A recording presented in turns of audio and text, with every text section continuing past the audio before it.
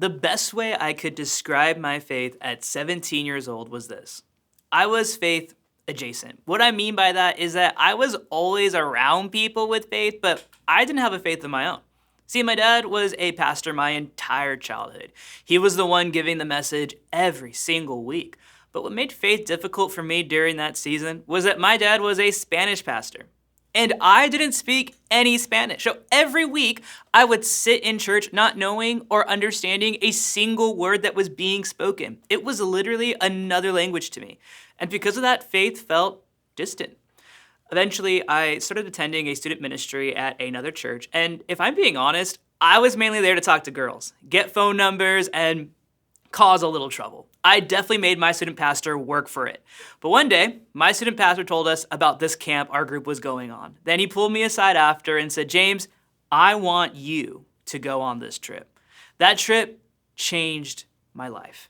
At that camp, I said yes to Jesus for the very first time. And maybe like some of you, after making that big decision or taking a big faith step, my next question was, now what? What am I supposed to do next? I had taken this huge leap of faith, but I had no idea what came after it. I remember asking one of my leaders on the drive home from camp, what should I do next? And he told me, hey, James, read the book of James.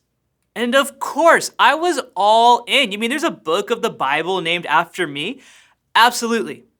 So in a dusty, smelly, loud church van on the drive home from camp, I opened up the book of James and read these words in James chapter 1, verses 22 through 25.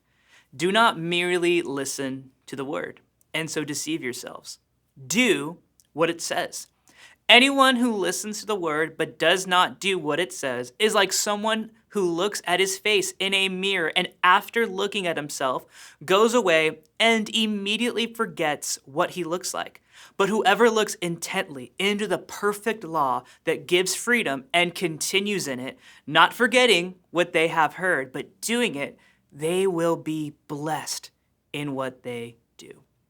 Recently, I've really gotten into long distance running, and the question my family, friends, and even my wife has asked me all the time is, how do you find the motivation? What makes you want to wake up at 5 a.m. and run 13 miles? And honestly, there's nothing. The last thing I want to do is wake up early and run, but I've learned something.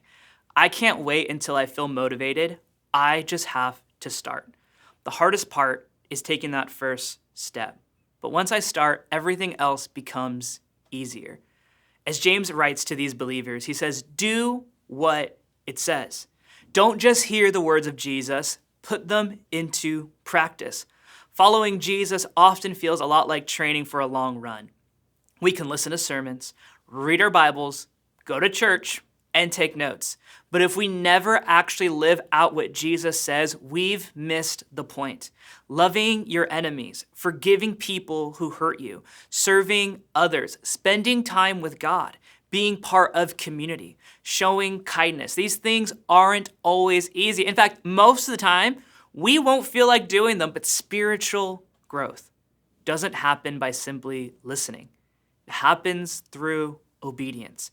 It happens when we do what Jesus says. James says that the person who looks intently into God's word and continues in it, not forgetting, but doing it, will be blessed. Real transformation begins when we stop asking, what did I learn?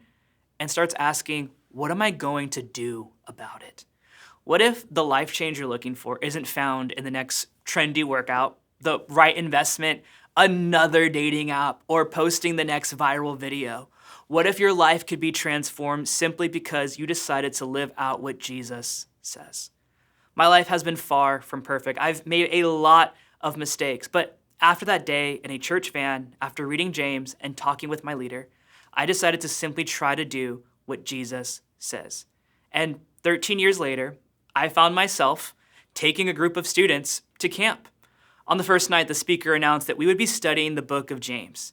And on the final night, he read the exact verses I had first read in that church van years earlier. And that night, 6 students said yes to Jesus for the very first time. 17-year-old me had no idea what saying yes to Jesus would mean. I had no idea what my life would look like. but simply choosing day after day to do what Jesus says has led me to a life full of blessing. So today, let's not just hear God's word. Let's live it. Let's do what it says.